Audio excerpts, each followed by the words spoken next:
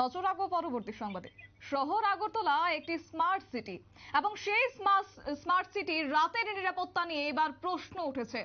অর্থাৎ এক্ষেত্রে রাতের শহর আগরতলা কতটা নিরাপদ সেই প্রশ্নের মুখে পড়েছে এবার পশ্চিম থানার পুলিশ। কেন বলছি কথা, কারণ গতকাল রাত ঠিক 1:30 নাগাদ ঘটে গেছে একটি ঘটনা যেখানে ছিনতাইবাজদের খপ্পরে পড়েছে রোগীর পরিবার এবং এক্ষেত্রে তাদের মোবাইল ফোন সহ মোটা অঙ্কের টাকা তাদের কাছ থেকে ছিনতাই করে নিয়েছে দুষ্কৃতিকারীদের দল বা ছিনতাইবাজ। এবং শুধুমাত্র তাই নয়, এক্ষেত্রে রোগীর পরিবারকে বেধড়কভাবে মারধর পর্যন্ত করা হয়েছে। স্বাভাবিকভাবে এমন ঘটনা যদি নিত্যদিন ঘটতে থাকে তাহলে কিন্তু এক প্রকার নিরাপত্তা নিয়ে প্রশ্ন ওঠে। সাধারণ মানুষ কতটা নিরাপদ রাতে সেই বিষয়ে কিন্তু এক প্রকার প্রশ্ন রয়েছে। তবে গোটা বিষয় সম্পর্কে সরাসরি চলে যাব, আমাদের সাথে রয়েছেন ইতিমধ্যেই অবসরপ্রাপ্ত পুলিশ আধিকারিক নন্দন সরকার। কি বলছে শুনবো। নন্দনবাবু, প্রথমে আপনাকে নিউজ ভ্যানগার্ডের লাইভে স্বাগত। নমস্কার ম্যাডাম, কেটে কেটে আসছে। আপনি কি আমাকে শুনতে পারছেন এখন? হ্যাঁ, এখন শুনতে পাচ্ছি। আমার মাঝে মাঝে একটু স্ক্র্যাম্বলিং হয়ে যাচ্ছে। আচ্ছা, হ্যাঁ, প্রশ্নটা করুন। একদম এই গতকাল রাত ঠিক 1:30 নাগাদ এমন ঘটনা ঘটলো শহর আগরতলার আরএমএস চৌমুহনীতে। এমন যদি ঘটনা ঘটতে থাকে স্বাভাবিকভাবে সাধারণ মানুষের নিরাপত্তা নিয়ে এক প্রকার প্রশ্ন উঠছে। এই বিষয়টাকে আপনি কিভাবে দেখছেন বা কি বলবেন এই বিষয়ে? দেখুন ম্যাডাম, এই যে আগরতলা শহরে যত আগরতলার স্থানীয় লোকজন আছে তার থেকে অনেক বেশি আছে ভাড়াটিয়া। বিভিন্ন জায়গা থেকে লোক এসে এখানে ঘরে ভাড়া নিয়ে থাকতে, কে থাকছে কারা থাকছে পুলিশ ভেরিফিকেশন কিছুই করাচ্ছে না। অথচ অনেকদিন আগে থেকে আরক্ষা দপ্তর থেকে বলা হয়েছিল যদি বাড়িতে কোনো ভাড়াটিয়া আসে সেই ভাড়াটিয়া পুরো পার্টিকুলারটা লোকাল থানাতে দিতে হবে। এখন হয়েছে কি, বাংলাদেশ বেষ্টিত এই যে ত্রিপুরা রাজ্যে অহরহ বাংলাদেশ থেকে লোক আসছে। কিভাবে আসছে, কোথা দিয়ে আসছে কিন্তু আসে এরা বিভিন্ন জায়গায় ঘর ভাড়া নিয়ে থাকছে। এই যে ছিনতাইবাজ গুলো, চোর ডাকাত, এগুলো সব কিন্তু বিভিন্ন জায়গায় ভালো মানুষ যে ঘর ভাড়া নিয়ে বিভিন্ন জায়গায় থেকে যাচ্ছে। এদের কেউ চেনে না, কিন্তু এরাই রাতের বেলা এসব ছিনতাই গুলো নিরাপদ আশ্রয় চলে যাচ্ছে। কারণ এদের লোকাল কোনো ধরনের রেকর্ড নেই, পুলিশের কাছে কোনো রেকর্ড নেই, কারণ এরা আসছে বিভিন্ন বাংলাদেশ থেকে বা লোকাল যে কোলাবরেটর আছে এদের সঙ্গে মিলে এই কাজগুলো করছে। সেই জন্য আমি অনেকদিন আগেই আমার ব্যক্তিগত মতামত হলো পুলিশের খাকি ড্রেস থেকে অনেক বেশি দরকার এখন প্লেন ক্লথে বিভিন্ন জায়গায় ছড়িয়ে দেওয়া। অর্থাৎ ইউনিফর্মে থাকলে তো সবাই দেখে ফেলে কোথায় কি ডেপ্লয়েড আছে, সেখানে না করে সেটা সিভিল ড্রেসে মানে প্লেন ক্লথে চারদিকে পুলিশ ছড়িয়ে দেওয়া, কোথায় কোনো সন্দেহভাজন লোক দেখলে এদের ধরা, এগুলো করা উচিত। নম্বর হচ্ছে পুলিশের যে ইন্টেলিজেন্স উইং সেটাকে আরো শক্তিশালী করা উচিত এবং প্রত্যেকটা বাড়ির মালিক, হোটেল, সব জায়গায় কারা নতুন এসে থাকছে, কারণ এগুলো লোকালি না থাকলে হয় না। এবং এরা যারা চিন্তাই করে ম্যাক্সিমাম লোক বাইরে থেকে আসছে। এরা অনেক কিছু এসছে আসাম থেকে, কিছু এখানে বাংলাদেশ থেকে। আমি যতটুকু খবর জানি এরা এখানে বিভিন্ন সস্তায় ঘর ভাড়া নিয়ে থাকে এবং এই যে রাতের বেলায় এই চিন্তায় করে আবার চলে যায়। পুলিশের কাছে এতে কোনো রেকর্ড থাকে না, তারপরে কেসগুলো ডিটেক্ট হচ্ছে না এবং কন্টিনিউ হয়ে চলে আসছে। এটা থেকে বাঁচতে হলে পুলিশের ইন্টেলিজেন্স উইংকে আরো অনেক শক্ত করতে হবে, চারদিকে সিভিল ড্রেসের লোক ছড়িয়ে দিতে হবে যাতে বাইরের লোক এসে ঘর ভাড়া নিক বা হোটেলে থাকুক তাদের পুলিশকে সঙ্গে সঙ্গে জানায়। আচ্ছা, তো সেক্ষেত্রে আপনি যেমনটা বললেন যে কেউ কেউ ভাড়াটিয়া থাকছে, কেউ আবার অন্য রাজ্য থেকে আসছে, তাহলে এই রেকর্ড রাখার তো দায়িত্ব পুলিশের বা থানার, তাহলে কি তারা এই কাজ করছে না? যারা আসছে এখানে বাইরে থেকে, যেমন কিছুদিন আগে আমাদের কাছে খবর ছিল যে কুমারঘাট অঞ্চলে প্রচুর সংখ্যক দাগি আসামি, সেই আসাম থেকে করিমগঞ্জ থেকে এসব অঞ্চলে কুমারঘাটের বিভিন্ন জায়গায় ঘর ভাড়া নিয়েছে। পরবর্তী সময়ে আমরা ওখানে যখন অ্যাকশন শুরু করলাম, সেটা অনেকদিন আগের কথা, তারপর দেখা গেল খবরটা একদম সত্য ছিল এবং ওখান থেকে অনেকগুলো দাগি আসামি ধরা পড়েছিল। তখন এই আগরতলা শহরে এখন সবচেয়ে যে এক্সট্রিমিস্টদের সেফ এরিয়া হলো আগরতলা, যেখানে কোনো সাডেন ব্রেক হচ্ছে না, কে কোথায় থাকছে সেটা নিয়ে কোনো ধরনের ভেরিফিকেশন হচ্ছে না। তো এভাবে চলতে থাকলে তো চিন্তাগুলো বেড়ে যাবে, কারণ চিন্তা কারা করছে, লোকাল যারা কোলাবরেটর রেকর্ড আছে এরা করছে না, কিন্তু করতে কিন্তু বাইরে থেকে এসে। সেই জন্য ম্যাডাম বলছি যে এই যে ভাড়া আসুক কি হোটেলে বোর্ডার হিসেবে আসুক, যেখানে যে থাকুক ইভেন কোনো রিলেটিভ আলোর সঙ্গে সঙ্গে লোকাল পুলিশ স্টেশনে যাতে বাধ্যতামূলক ভাবে একটা অন্তত ইন্টিমেশন দেওয়ার ব্যবস্থা করা হয় ফটো দিয়ে। তো এই ক্ষেত্রে রাজ্য পুলিশের ইন্টেলিজেন্স বাহিনী যারা থাকে তারা কি একেবারেই সক্রিয় না, যার কারণে প্রতিনিয়ত এমন ধরনের ঘটনা ঘটতে চলেছে রাজ্যের বুকে? পুলিশের এখন অনেকটাই বললে খারাপ হয়, পুলিশে এখন অনেকটাই মানে রাজনৈতিক বিভিন্ন ধরনের ডিউটিতে এত বেশি ব্যস্ত হয়ে গেছে এবং বিভিন্ন ধরনের যে মানে হাই প্রোফাইল ডিউটি ডিউটিতে এত ব্যস্ত হয়ে গেছে যে সেখানে পুলিশকে এই যে ওদের যে কনভেনশনাল যেটা ডিউটি, এই যে প্রপার্টির এগেনস্টে, মানুষের এগেনস্টে যে ক্রাইম গুলো হচ্ছে সেগুলোকে ট্যাকেল দেওয়া, এগুলোর নেসেসারি এই যে ইন্টেলিজেন্স স্টোর করা, বিভিন্ন ধরনের সোর্স নিয়োগ করা, ইনফরমার নিয়োগ করা এবং বিভিন্ন ধরনের এই খাতে টাকা খরচ করা, এই সেগুলো থেকে কিন্তু কিছুটা হলেও বিচ্যুতি ঘটেছে। অর্থাৎ সেখানে পুলিশের যে কনভেনশনাল যে ডিউটিটা, সেই পুলিশিং থেকে কিন্তু পুলিশ কিছুটা সরে সে এখন হাই প্রোফাইল ভিআইপি ডিউটি, ওই ডিউটি, সেই ডিউটি, ইলেকশন ডিউটি, সেগুলোতে কিন্তু জড়িয়ে যাচ্ছে এবং ইন্ডিভিজুয়াল ক্রাইম হয়ে গেলে তারপরে তদন্ত করে হয়তো বের করছে, কিন্তু প্রিভেন্টিভ যে অ্যাকশনটা নেওয়ার কথা, অর্থাৎ এই যে যাতে ক্রাইমটা না হয় তার জন্য যে ধরনের প্রিভেন্টিভ মেজার নেওয়ার কথা সেটা কিন্তু স্যাটিসফ্যাক্টরি হচ্ছে না। তাহলে কি আপনি মনে করেন যে রাজ্যের গোয়েন্দা দপ্তরে কোথাও গিয়ে আধুনিকতার একটা অভাব রয়েছে? আধুনিকতার অভাব অবশ্যই রয়েছে। বর্তমানে যে টেকনোলজি নামের যে সিস্টেম আছে বিভিন্ন ধরনের ট্র্যাকিং করা, করা, সেগুলো কিন্তু এখানে সেরকম একটা শক্তিশালী নেই। এবং একই সঙ্গে সেখানে আরেকটা জিনিস নেই, যেটা হলো যে এই যে সিসিটিভি গুলো আছে এই জায়গায় জায়গায়, সেই সিসিটিভি গুলো অনেক সময় দেখা যাচ্ছে সেগুলো অনেক জায়গায় কাজ করছে না।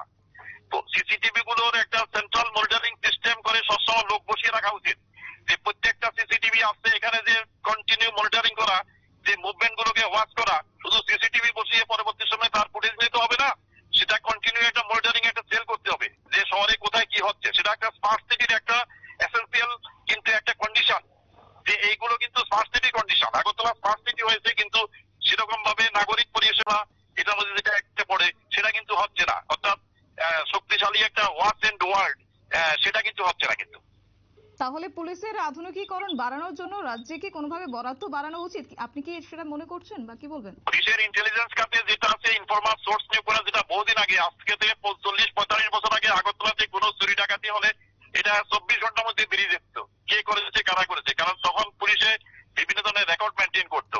Over the period of time intelligence, ক্রিমিনালদের ইন্টেলিজেন্স অনেক বেড়ে গেছে। ক্রিমিনালরা এখন মডার্ন সব ইকুইপমেন্ট ব্যবহার করছে, ওদের কাছে বিভিন্ন ধরনের টেকনোলজি এনাবেলড বিভিন্ন ধরনের স্কোপ আছে ক্রাইম করার। তো সেগুলোর সঙ্গে পাল্লা দিতে গেলে পুলিশের আধুনিকীকরণ এই ব্যাপারে অন্তত সেটা অনেক বেশি আরো দরকার। যেটা এখন বর্তমানে রয়েছে সেটা আমরা চোখেই দেখতে পাচ্ছি না, হলে এগুলো হচ্ছে কি করে। বিভিন্ন জায়গায় যে শক্তিশালী একটা ইনফরমেশন বেস তৈরি করা, ডেটা বেস তৈরি করা এবং তার উপর প্রিভেন্টিভ অ্যাকশন নেওয়া, এগুলো তো হচ্ছে। কিছুটা যে হচ্ছে না তা নয়, হচ্ছে, কিন্তু বাইরে থেকে যখন কেউ আসছে সেই সম্বন্ধে কিন্তু পুলিশের কাছে আমি যতটুকু জানি কোনো রেকর্ড থাকে না। যেটা বাংলাদেশ থেকে অত 10 জনের একটা ক্রিমিনাল গ্যাং এসে এখানে কোথাও ঘর ভাড়া নিয়ে থাকছে, দিনের বেলা ওই শ্রমিকের কাজ করতে, কিছু একটা কাভার আপ, তারপরে রাতের বেলা এই কাজগুলো করছে। এবং বিভিন্ন জায়গায় যে মাল্টি স্টোরি বিল্ডিং গুলো উঠছে আপনি দেখবেন না, শত শত এখানে শ্রমিকরা কাজ করছে, এগুলো তো ম্যাক্সিমামে ত্রিপুরার নয়, এরা বাইরে থেকে আসছে। কারা আসছে, কে আসছে, কোন ঠিকাদার এদের লাগিয়েছে, এদের বায়োডাটা কি, এদের আইডেন্টিটি কার্ড গুলো কি জমা তৈরি করা হয়েছে কিনা, পুলিশ স্টেশনে জমা হয়েছে কিনা, এদের লোকাল কোন থানা ভেরিফিকেশন হয়েছে কিনা, সেগুলো আমার মনে হয় না ঠিক ভালো হচ্ছে বলে। আচ্ছা, তো যারা রাজ্যের গোয়েন্দা দপ্তরের অধীনে আছেন বা বিশেষ করে টেকনোলজিতে মোতায়েন আছেন, তাদেরকে কি আধুনিকীকরণের জন্য বিশেষ ট্রেনিং নেওয়া উচিত বলে মনে করছেন আপনি? বিশেষ ট্রেনিং এবং রিসোর্স, সেখানে সবচেয়ে হলো রিসোর্স বিল্ড আপ। অর্থাৎ আপনি দেখুন, একটা আমি আপনাকে বলছি ম্যাডাম, এই যে আগরতলাতে যে এখন মাশরুমিং হচ্ছে বিভিন্ন মাল্টি স্টোরি বিল্ডিং, এখানে আপনি দেখবেন এক একটা বিল্ডিং এ কাজ করছে মিনিমাম ধরুন 50 থেকে 100 জন শ্রমিক ম্যাক্সিমাম। এই বাংলাদেশ, এই বিহার, এই বিভিন্ন স্টেট থেকে আসছে। এখন ওরা যে স্টেট থেকে আসছে ওখানে কোনো খুন মার্ডার করে এসছে কিনা, এসে এখানে লুকিয়ে আছে কিনা এই শ্রমিকের আড়ালে, এগুলো নিয়ম হলো একটা সিট আছে, ওই সিট ওর টোটাল পার্টিকুলার থাকবে, ওর অ্যাড্রেস থাকবে, মোবাইল নাম্বার থাকবে, সেগুলো থানায় জমা হবে। থানা থেকে লোকাল ওইখানে যে থানা আছে যেখানে ওই অ্যাড্রেস দিয়েছে সেখানে ভেরিফাই করে দেখবে অ্যাকচুয়ালি এই লোকটা যে অ্যাড্রেস দিয়েছে সেটা ঠিক কিনা। তাহলে কিন্তু অনেক কিছু ডিটেক্ট হয়ে যাবে, অনেক ধরা পড়ে যাবে তাহলে। আচ্ছা, একেবারে নন্দন বাবু। অসংখ্য ধন্যবাদ আপনাকে আমাদের সাথে সময় দেওয়ার জন্য। কথা বলছিলাম আমাদের বিশিষ্ট বলা যায় অবসরপ্রাপ্ত পুলিশ আধিকারিক নন্দন সরকার গোটা বিষয় সম্পর্কে তুলে ধরেছেন। রাজধানী শহর আগরতলার বুকে গতকাল রাত ঠিক 1:30 নাগাদ ঘটে গেছে এমন ঘটনা, যেখানে রোগীর পরিবার পরিজনরা একেবারেই বলা যায় গ্যাংওয়ারদের খপ্পরে পড়েছেন এবং রাজধানী আগরতলায় গ্যাংওয়ারদের দৌরাত্ম্য বন্ধ করতে একেবারেই ব্যর্থ পুলিশ। আরএমএস চৌমুহনীতে ছিনতাইবাজদের কবলে রোগীর পরিবার, একেবারে টুটু জগন্নাথ পশ্চিম থানার পুলিশরা। এখনো পর্যন্ত প্রায় 12 ঘন্টা অতিক্রান্ত হয়ে গেলেও অধরা রয়েছে দুষ্কৃতিকারীরা।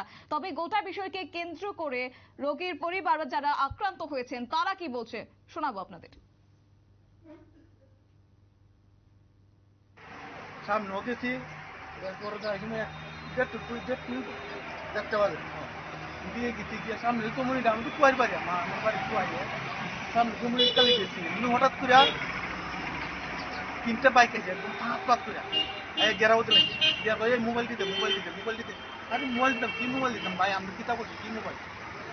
এই সময় তার কাছে সবার কাছে লাঠি আসলো না, 3-4 জনের কাছে লাঠি আসলো। আর 3জন করে 3টা বাইকের লোক আসছিল, বাকিরা কিন্তু লেখ আছে না, লেখ উঠায় বাইরে ভাই আমি কিনতে দেখেন না কিতাব আছে বাইরে। তারপরে আমার মোবাইল নিচে 14,000 টাকা আসলো, টাকাটি নিচে বললাম যে একটা স্বর্ণের চেইন আসলো, চেইন লাস্ট পর্যন্ত কিতাব তারা আমার গাড়িতে উঠে নিয়েছিল। গাড়িটা লাল গাড়ি, আমরা চালাতে গতকাল গাড়ি উঠতেছিলাম, আমরা আজকে গেছি পরে গাড়িটা আমরা দেখাই যেতাম ফুটেছে আইছে বা যে কোন কারণে আইছে তারা আমরা দেখাই যেতাম। গাড়িটা এখন বর্তমানে আইছে আমরা ইয়ে পাইছি, নাম্বারটা আমরা ইয়ে করতেছি, আমরা ইনকোয়ারি করতেছি, তদন্ত করতেছি, তারাই কথা বলছি। মোট 3 জনের কাছ থেকে কত হাজার টাকা নিয়েছে? 1000 টাকা নিচ্ছে, তার কাছে টাকা নিচ্ছে। আমি যতটুকু জানি বা তারাও যে আমার সঙ্গে কথা বলতে পরে তারা কাছ থেকে টাকা নিচ্ছে। আপনারা শুনলেন তাদের বক্তব্য, একেবারে সেই ছবি এবং সেই বক্তব্য আপনাদের সামনে সরাসরি আমরা তুলে ধরলাম এবং এই ক্ষেত্রে গোটা বিষয়কে কেন্দ্র করে কথা বলার চেষ্টা করব। আমাদের সাথে রয়েছে আমাদের এক্সিকিউটিভ এডিটর নীল বণিক। নীল, ইতিমধ্যে আমরা দেখলাম সেই এবং পাশাপাশি বলা যায় একেবারে রাজধানী আগরতলা গ্যাংওয়ারদের দৌরাত্ম্য এক প্রকার বন্ধ করতে ব্যর্থ রয়েছে পুলিশ। গোটা বিষয়কে ঘিরে তুমি কি বলবে? দেখো, এখনো পর্যন্ত পুলিশ একটি গাড়িকে চিহ্নিত করতে পেরেছে বলে পুলিশ সূত্রের খবর। এখন প্রশ্ন হচ্ছে, গাড়িকে যদি চিহ্নিতকরণ করা যায় এবং আরএমএস চৌমুহনী যেখানে হয়েছে সেখানে কিন্তু পরিষ্কার সিসিটিভি রয়েছে, সেই সিসিটিভির ফুটেজ থেকেই পুলিশ গাড়িটা চিহ্নিত করেছে এবং সেই গাড়িটি কার নামে রেজিস্টার্ড আছে এটা তো ট্রাফিক দপ্তরের কাছে পাঠালে পুলিশের 1 সেকেন্ড লাগবে। এখন যে কোনো রাজ্যেরই কিন্তু গাড়ির নাম্বার ট্রেস আউট করার জন্য বিভিন্ন তাদের পরিবহন দপ্তরের একটি নির্দিষ্ট অ্যাপ থাকে। এই নির্দিষ্ট অ্যাপে গিয়ে গাড়িটি কার নামে রেজিস্টার রয়েছে, কোন শোরুম থেকে বেরিয়েছে, কে কিনেছে এবং তার অ্যাড্রেস কিন্তু দিতে গেলে পুলিশকে খুব একটা কষ্ট করতে হয় না। সাধারণ কিছু টেকনোলজির মাধ্যমেই, প্রযুক্তির মাধ্যমেই পুলিশ কিন্তু এই গাড়িটি সম্পর্কে পুরো জেনে নিতে পারে এবং সেই গাড়িটি যদি জেনে নেওয়া যায় তাহলে গাড়িটি কার নামে আছে, তাহলে তার ট্রেস আউট করলেই কিন্তু অনেক কিছু বেরিয়ে আসে। এখন সেই জায়গা থেকে পুলিশ তদন্ত সবেমাত্র শুরু করেছে। পুলিশ তারা আশা করছে যে অপরাধীরা দ্রুত ধরা পড়বে বলে পুলিশ কিন্তু আশ্বাস দিয়েছে। পুলিশের ভূমিকায় কিন্তু যারা মূলত খোয়াই থেকে এসেছিলেন গতকাল রাতের বেলা পেশেন্ট নিয়ে একটি শহরের পোস্ট অফিস যে মোড় তার পাশেই একটি বেসরকারি নার্সিং হোমে, তারা কিন্তু পুলিশের ভূমিকায় একেবারেই খুশি নয়। তারা যেটা অভিযোগ করছে যে রোগীর পরিবাররা মিলে শুধুমাত্র জিবি হাসপাতালে তারা যাওয়ার প্ল্যানিং করেছিলেন, কারণ হচ্ছে রোগীর পরিবার, ওখানে তো অনেক রোগীর পরিবার থাকে, একজন রোগীর পরিবার নার্সিং হোমের খরচ টানতে পারছিলেন না এবং তিনি দিতে পারবেন না। তাকে সাহায্য করার জন্য অন্যান্য রোগীর পরিবার জিবি মুভি হয়। হওয়ার সময়তে একদম আগরতলা থানার পশ্চিম থানার পাশ থেকে যখনই তারা আরএমএস চৌমুহনীতে আসে তখনই এই বিপত্তি ঘটে। যেটা তাদের অভিযোগ, মূলত 3টি গাড়ি বাইকে করে একদল দুষ্কৃতী এসেছিল এবং দুষ্কৃতী এসে একেবারে মোড়ের মধ্যে তাদের পাকড়াও করে। পাকড়াও করার পরই তাদের কাছ থেকে টাকা পয়সা চায়, মোবাইল চায় এবং তারা প্রত্যেকেই যে মূলত যে থানাতে অভিযোগটা করেছেন খোয়াইয়ের বাসিন্দা সন্দেশ সরকার, তিনি মূলত যেটা জানিয়েছেন তারা প্রত্যেকেই নেশাগ্রস্ত ছিল। নেশাগ্রস্ত অবস্থাতে প্রথমে টাকা পয়সা চায় এবং তারা মনে করেছিল যে তারাও 3-4 জন ছিলেন প্রতিরোধ গড়ে তুলতে পারবেন। কিন্তু রাতের বেলা আনুমানিক 1:30 বাজে প্রতিরোধ করার সময় যখন প্রতিরোধ গড়ে তোলে, তারপরে কিন্তু একজন তার মধ্যে একটি ধারালো অস্ত্র এবং প্রত্যেকের হাতে হকি স্টিক ছিল বলে কিন্তু এই শৈলেশ বাবুরা কিন্তু অভিযোগ করেন এবং তাদের বেধড়ক পেটানো হয়। বিশেষ করে শৈলেশ সরকার তাকে বেধড়ক পেটায়, দুষ্কৃতীরা রাস্তায় ফেলে হকি স্টিক দিয়ে পেটায় এবং তার পিঠের কি পরিস্থিতি তা এই গুরুতর ভাবে সেটা কিন্তু আমরা আমাদের ক্যামেরায় দেখিয়েছি। এবং প্রথমে তারা আইজিএম হাসপাতালে ট্রিটমেন্টের জন্য যায়, তারপর সেখান থেকে তাকে রেফার করা হয় জিবি হাসপাতালে। জিবি হাসপাতালে প্রাথমিক ট্রিটমেন্ট করার পর তিনি সেই সকালবেলাতে ফিরে আসেন সেই নার্সিং হোমে, কারণ তার রোগীর পরিবার রোগী ভর্তি রয়েছে এবং তার ট্রিটমেন্টের খরচ এবং ওষুধপত্র সমস্তই তার কাছে রয়েছে বলে তিনি এই জিবি হাসপাতাল থেকে সরাসরি সকালবেলা চলে আসে এবং তার মুখের বহু জায়গায় কেটে গেছে, রক্ত বেরোচ্ছিল এবং পিঠে তিনি ভয়ানক ভাবে তিনি চোট পেয়েছেন। কিন্তু তারপরও অসহায়ের মতো তিনি নার্সিংহোম এসে প্রশ্ন করতে থাকেন। তোমাকে একটু থামাবো, আবারও যোগাযোগ করার চেষ্টা করবো তোমার সাথে। এই মুহূর্তে আমাদের সাথে যুক্ত হয়ে গেছেন বিশিষ্ট আইনজীবী পুরুষোত্তম রায় বর্মন। পুরুষোত্তম বাবু, আপনাকে প্রথমে নিউজ ভ্যানগার্ডের লাইভে স্বাগত। ধন্যবাদ। পুরুষোত্তম বাবু, গতকাল রাতে লক্ষ্য করা গেছে যে রোগীর পরিবার জিবি যাওয়ার সময় হঠাৎই তারা দুষ্কৃতীদের হাতে আক্রান্ত হন এবং তাদের কাছ থেকে মোবাইল এবং পাশাপাশি টাকা ছিনতাই করে নিয়ে যায় এবং পাশাপাশি তাদেরকে মারধরও পর্যন্ত করা হয়। কি বলবেন এই বিষয়ে আপনি? ঘটনাটা কোথায় হয়েছে? ঘটনাটা আগরতলা শহরের কোন জায়গায়? ঘটনা আরএমএস চৌমুহনীতে রাত ঠিক 1:30 নাগাদ এই ঘটনা সংঘটিত হয়েছে। থানার পশ্চিম থানার তো বগল দূরত্বেই বলা যায়। এই ধরনের ঘটনা তো উদ্বেগজনক। রাজ্যে যে আইন শৃঙ্খলা নেই, আগরতলা শহরে যে আইন শৃঙ্খলা নেই, সেটা আবারও প্রমাণিত হলো। কদিন আগে আমরা দেখলাম ভর সন্ধ্যায় আপনার আগরতলা শহরের সন্নিকটে আপনার একজন যুবককে গুলি করে হত্যা করা হলো। আপনি এখন আপনার কাছে জানতে পারলাম গতকাল রাত্রিবেলা আরএমএস চৌমুহনীতে রোগীর পরিবারকে ছিনতাই করা হয়েছে, মারধর করা হয়েছে। এবং এটা তো আগরতলা শহর, আমি যতটুকু জানি আমরা আগরতলা শহর সিসি ক্যামেরার নজরদারির মধ্যে থাকি। তাহলে এই ধরনের ঘটনা কি করে ঘটে? আর যারা এগুলো করলো তাদের বিরুদ্ধে কেন পুলিশ ব্যবস্থা নিতে পারে না আমি জানি না। এটা তো অবশ্যই উদ্বেগজনক। শহরের আইন শৃঙ্খলা পরিস্থিতি দিন দিন বিপন্ন হচ্ছে। পুলিশের উচিত, পুলিশ ইচ্ছা করলেই ওদের গ্রেপ্তার করতে পারে, ওদেরকে দুষ্কৃতীদের গ্রেপ্তার করে তাদের আইনি সাজার ব্যবস্থা করা।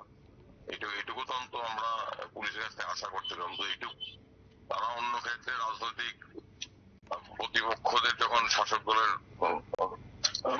মদতে আক্রমণ করা হয় তখন তারা কিছু করে না, কিন্তু এইগুলো তো করতে পারে, এগুলো তো করে না। কি আর বলবো বলুন। আচ্ছা, তো এক্ষেত্রে ছিনতাইবাজদের বিরুদ্ধে কি কি ধারায় মামলা করা উচিত? এটা তো পুলিশ জানে, পুলিশ তো জানে।